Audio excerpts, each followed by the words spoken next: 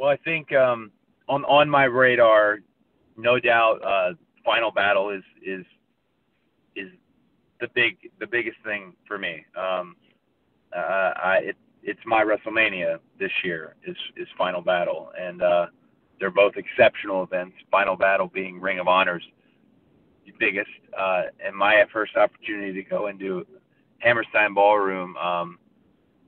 The ROH, my time at ROH is not going to be limited to one show. As far as I'm not just doing Final Battle, taking my money and leaving. I'm very excited. I rode the roads with Daniel Bryan, Cesaro, Kevin, guys who were ROH guys, and to be able to share the link now and say, hey, I'm gonna be in ROH ring. I'm gonna know all about the Code of Honor. To be in a company with, I consider some elite guys. You know, Dalton Castle, the Young Bucks, Adam Cole. I mean, there's a Warbeard Hansen, Dijak. I mean, there's a Christopher Daniels. Man, I'm an oversharer, so I could sit here and just say everybody's name, but I'm very excited about joining their roster and the matchups that are going to happen. But it like we said, the list, Adam Cole is at the very top of it. The list isn't numbered, it isn't prioritized, but if I put your name on the top, it means you were the first person I thought about. So that is the one. That is the one. That is the thing I want. That is, in wrestling, sometimes you need to know. That's the one I need to know. Dalton Castle, I watched him at the Battle of Los Angeles. One of the boys borrowed eyeliners from my wife. So I'm very much looking forward to any interaction with Dalton Castle. As far as I've worked with very flamboyant characters in wrestling myself, my brother being perhaps the most. So Dalton Castle is one I'm looking forward to for sure. You'll get both those matches in Ring of Honor, or I'll do my damnedest to make sure you do.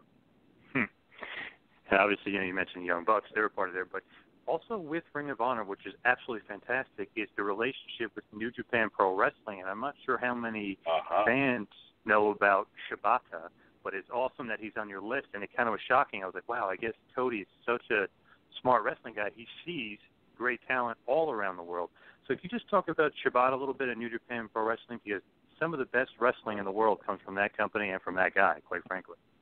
Well, New Japan Pro Wrestling is the hottest thing in wrestling. I mean, WWE is taking things that were popular in New Japan and putting them on their program smartly because of how the success that New Japan has absolutely had. So when you're in the bubble, that is when you work for WWE, or I guess when you're just focused solely on WWE and what you're doing and who the top person in your company is wrestling against and how you can kind of navigate that situation, you can stay in that bubble or you can look outside of it for inspiration, is a good way to put it.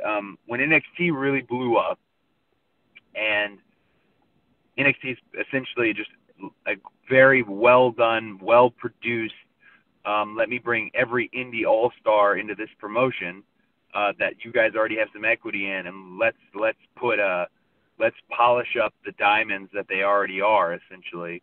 That makes you look, well, where did they come from? Did they come from Ring of Honor? Did they come from New Japan?